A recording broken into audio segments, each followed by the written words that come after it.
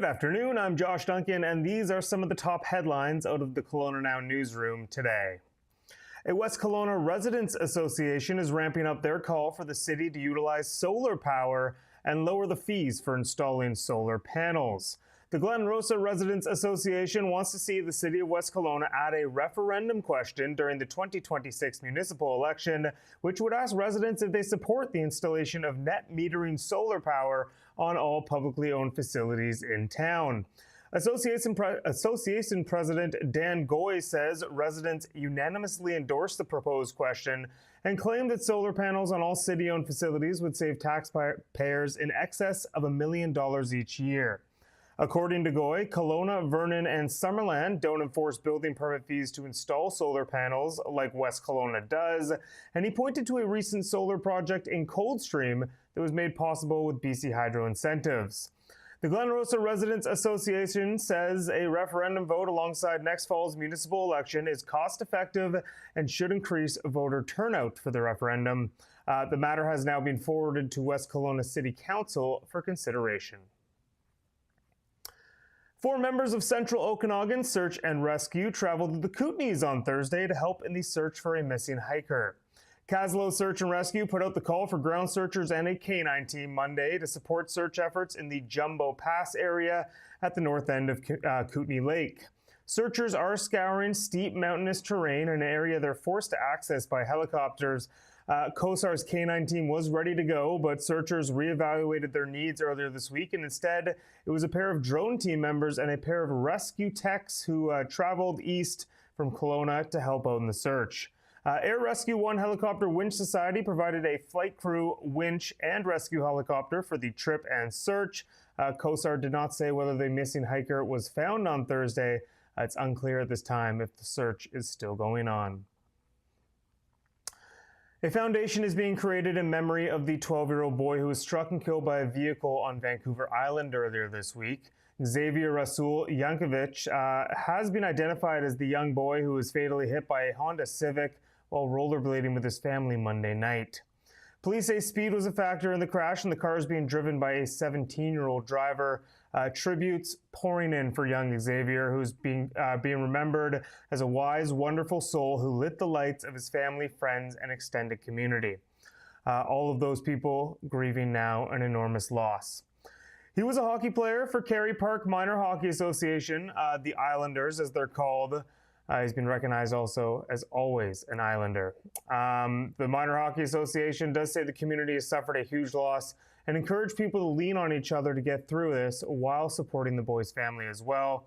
A GoFundMe to jumpstart the foundation in his name has raised over $35,000 so far. It will support a series of initiatives to honor Xavier's spirit of positive community impact.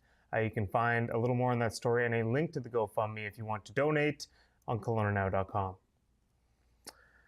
The StatsCan numbers are in, and Canada's real gross domestic product declined by 0.4% from April to June compared to January to March this year. The Q2 decline comes after the economy grew 0.5% in Q1.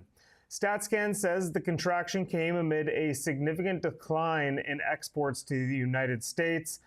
Canada's largest bank, RBC, said the GDP figures today were weaker than expected, but says its base case forecast still assumes GDP growth will be positive, albeit slow, in the second half of 2025. RBC added that Canada's relatively favorable tariff position compared with other U.S. trade partners should help limit downside risks and reduce the likelihood of a slide into recessionary territory.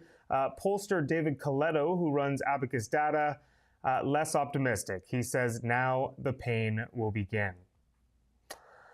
And wrapping up in sports, 3 Canadian tennis players still left in contention at the U.S. Open, but they are in for a real tough test over the next 24 hours. Leylah Fernandez, the lone Canadian woman left in the draw, she'll go up against top-seeded Aryna Sabalenka tonight in a third-round matchup scheduled to begin at 4 p.m. Fernandez actually defeated Sabalenka in the U.S. Open 4 years ago. That was a different time, though. The Belarusian, now the tournament's defending champion and arguably the top women's tennis player in the world. Over to the men's side, both Felix Auger-Aliassime and Denis Shapovalov will play their third-round matchups tomorrow. And like Fernandez, they are taking on top-ranked opponents. Shapovalov also playing the number 1 seed on the men's side. That is Yannick Sinner. Ogier Aliassime will go up against third-seeded Alex Zverev. A lot of names here. All U.S. Open action is broadcast on TSN, so that's how you can tune in if you want to see these Canadians in action tonight and tomorrow.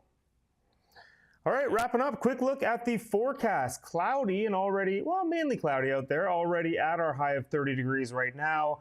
There is a 60% chance of showers over the next few hours, and it looks like there's already been a little bit of rain falling up in the hills.